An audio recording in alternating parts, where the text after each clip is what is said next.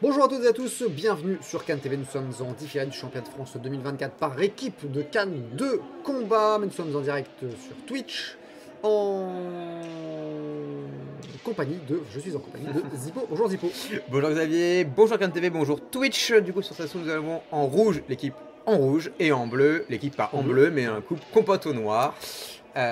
C'était un assaut de poule, il n'y avait qu'une seule poule, du coup les sont tous rencontrés et nous allons commencer d'ici quelques secondes avec un en bleu Noé, non pas Noé, pardon, si c'est Noé Soubiran, c'est ça, ouais, et je sais pas qui était en rouge malheureusement. C'est Bertrand Ferry. Bertrand Ferry, bah voilà, direct, avec justement un Bertrand Ferry qui va chercher la jambe arrière, qui va sur des mouvements très longs d'allonge, et Noé qui reste pour l'instant plus défensif avec des petits mouvements de jambes, parfois un peu de l'anti-jeu malheureusement, mais qui va chercher des opportunités derrière. Ouais, Bertrand qui a tenté la contre-attaque, mais ça a été très bien esquivé, très bas de la part de Noé. Attention par contre à la téchonique que précise l'arbitre Bertrand Dubreuil. Et à la riposte, la touche pardon, de Bertrand sur la jambe avant de Noé. Noé qui va comment dire, qui se défend et qui se rapproche petit à petit du bord de l'air, qui est poussé par Bertrand. Je sais pas si c'est l'idée générale de Bertrand, qui a l'air de laisser Noé se recentrer d'ailleurs. C'est ça. Pas de pression excessive qui est mise, enfin excessive ou pas, hein, mais en tout cas pas de pression excessive qui est mise. Mais par contre, le Noé qui touche le flanc de Bertrand. Alors, par contre, les tireurs, comme vous êtes dans l'alignement de la caméra, ce serait très bien de vous décaler un petit peu pour qu'on voit un peu mieux ce qui se passe. Non, mais il ne veut pas se décaler. Voilà. Là, il y a une tentative, hein, encore une fois, de Noé d'aller chercher, mais pour une trajectoire, parce que même en esquivant, on n'est pas censé suivre le mouvement de l'adversaire. Une fois le coude développé. Ouais. On voit justement les deux tireurs qui sont beaucoup dans les jeux intermédiaires. Alors ils ont qu'une minute, hein, donc ils n'ont pas beaucoup le temps non plus, donc ils n'ont pas eu le temps de beaucoup produire. Hein, ils ont qu'une minute, donc on n'a pas beaucoup le temps de beaucoup produire, de beaucoup réfléchir là. Donc là on a du coup Lucas qui rentre face à Pierre-Alexandre. Ouais, Pierre-Alexandre. Tout à fait. Alias Pac, si jamais Pac est sur le live. Mais ensuite, pour le coup, Lucas est plus connu sur le circuit que les packs, justement. On voit directement des attaques en flanc avec des ralentis qui vont chercher l'adversaire. Hein, des tactiques plus développées. On voit qu'il maîtrise bien son jeu, même si Pierre-Alexandre tente des mouvements offensifs. Le tireur bleu est très à l'aise, beaucoup plus à l'aise face à ça. Et encore une fois, des coups en flanc qui viennent chercher avec des enchaînements en tête. Qui suivent et qui les deux touchent assez facilement. Ça touche, oui. Un peu plus de jeu intermédiaire de Lucas qui fait sortir du cadre, mais pas de l'air, Alexandre. Allez, encore des feintes hein, de la part de Lucas qui repousse Pierre-Alexandre mais qui se déplace bien, hein, ce dernier tireur rouge qui se déplace sans sortir de l'air, qui n'est pas spécialement gêné par cette avancée de Lucas. Ouais. Attention à la priorité, Lucas Vermeer en premier. Exactement. Et Lucas qui tente des touches très nettes, très ralenties sur la fin pour bien marquer, mais ça ne touche pas pour l'instant. Ça avait bien fonctionné en début de reprise, mais là ça y est, Pac a compris la stratégie, du coup ça fait moins à voir. Tandis que rentre pour l'équipe bleue, Élise Dupio, pardon, et Ludovic face pour l'équipe rouge. Ludovic Chaperon, et Ludovic qu'on connaît désormais bien pour sa garde spéciale avec quand il est à droite et le pied gauche devant. Ouais. Et il va normalement chercher bien loin son adversaire, tandis que l'assaut devient flou. C'est ça. Et nous allons toujours avoir évidemment avec une tentative d'Alice qui va chercher la jambe avant, mais elle était en défaut de priorité, le tireur rouge avait armé en premier, en effet. Alice qui est très en périphérie pour l'instant, Ludovic qui est au contraire bien au centre, bien ancré au centre, hein, et il attaque Élise depuis le centre en tel un rayonnement qui partirait de... C'est ça. Et il va chercher un. Comme tu l'as dit, il a une très grande allonge, du coup, même si Élise est assez loin de l'air, elle arrive à en profiter et elle est vraiment allée la chercher, quoi. Ouais. Alors qu'on voit changer de garde et préparer son attaque. Alors il y a une remarque de l'arbitre, mais par contre je comprends pas, il y a quelque chose qui est tombé. Une remarque d'un tireur sur l'équipement apparemment. Ah, d'accord. Je me demandais. La protection, ok. La protection. Ça va être un juge qui a dû intervenir. Je pense qu'il y a un juge qui a dû intervenir pour envers l'arbitre.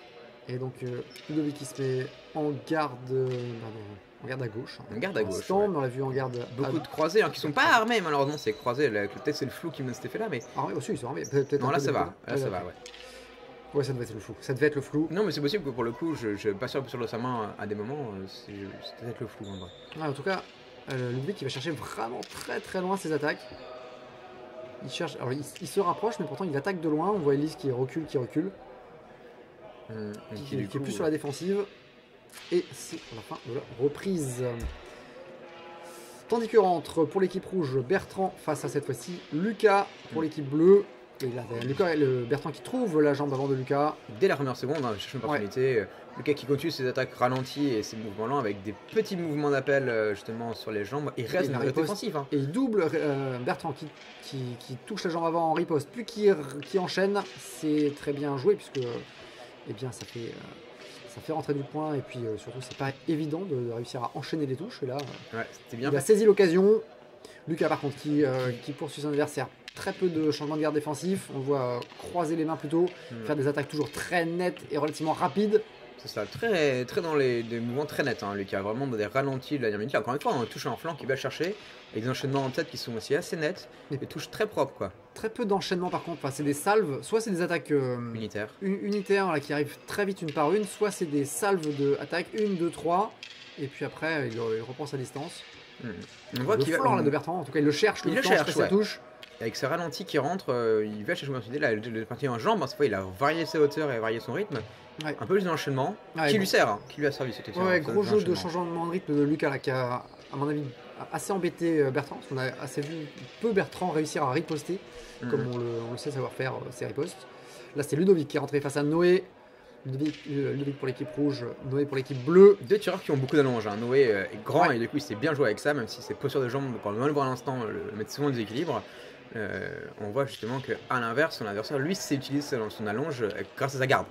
Donc vraiment, les tireurs vont sûrement jouer très très loin et profiter de cette allonge là et comment ils vont essayer à s'adapter. On sait que Noé a du mal face aux tireurs qui jouent trop proche de lui.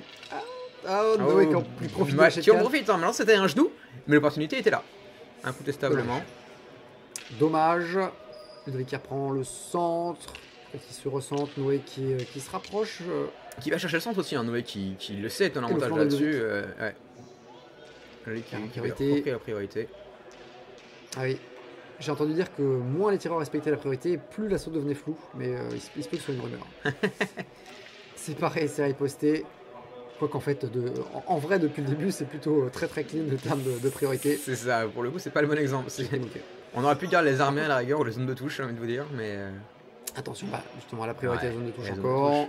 Les deux tireurs qui se retrouvent finalement très proches, parce que comme les deux avancent, une fois que les deux ont avancé, ils se retrouvent assez souvent là en milieu de canne. Ce qui est pour le coup assez surprenant, mais qui peut-être les déstabilise parce qu'ils ont l'habitude de jouer loin. En fait, ils sont grands, donc on peut imaginer qu'ils ont l'habitude de devoir toujours jouer avec un adversaire qui recule, par exemple, pour un truc comme ça. Et là, ils s'annihilent mutuellement par rapport à ça. Pierre-Alexandre rentre pour l'équipe rouge face à Elise pour l'équipe bleue. Elise qui reprend sa place en périphérie et qui se défend, qui sort pas, un peu comme elle a un jeu relativement similaire à celui de Chloé Fautrey pour les Lascars. En périphérie, pas mal en riposte.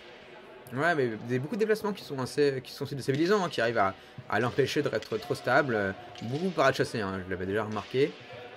Mais elle arrive à pas sortir, elle arrive à... Là, on le voit qu'elle est au bord de l'air, elle arrive à pas sortir. Pourtant Pierre-Alexandre, on le voit approcher aussi et tenter de la faire sortir, mais non, elle se protège ou elle se déplace latéralement et donc bien, elle n'arrive pas...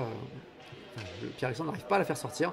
Et pour l'instant, ça produit beaucoup de la part de Pierre-Alexandre, mais ça touche peut-être un peu le milieu de canne, mais par contre, c'est Elise qui était touchée. Ouais, c'était une bonne opportunité de venir chercher là aussi. Elise qui produit assez peu, peut-être qu'elle est vraiment dans un mode de défense dans cette reprise.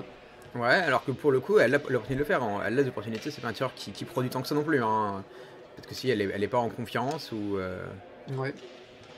Ouais, en tout cas, Pierre-Alexandre trouve la jambe arrière, j'ai l'impression. Ouais, ça lui a servi sur sa reprise. Il a marqué 2 touches en jambe arrière qui étaient. Malgré le flou, ça me semblait pas trop mal. C'est beaucoup plus dur de toucher quand c'est flou. Bah ouais, c'est. Où est-ce que commence une cheville floue, quoi? Et c'est Ludovic pour l'équipe rouge face à Lucas qui commence par une petite mise en jambe, ouais. Et Lucas qui continue ses variations de rythme. Voilà, une riposte très rapide. Attention, pas suffisamment armé. Pas armé. Ou développé devant, je pense. L'arbitre.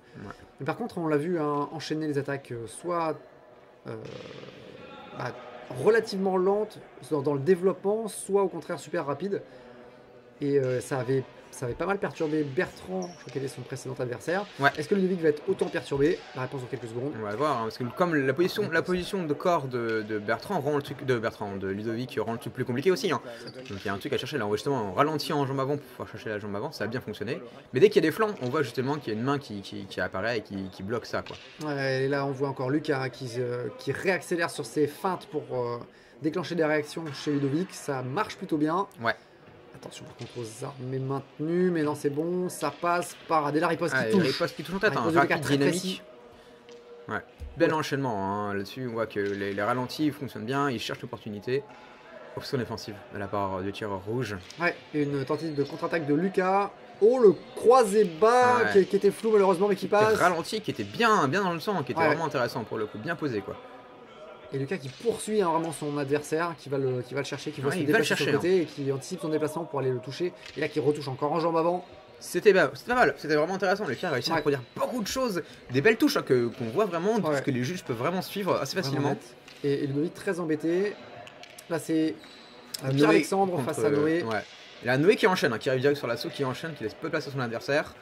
On le voit vraiment enchaîner, qui vient chercher les jambes avant et les jambes arrière, qui va chercher avec sa grande taille, encore une fois, il a cet avantage-là. Et comme Koff a les jambes un peu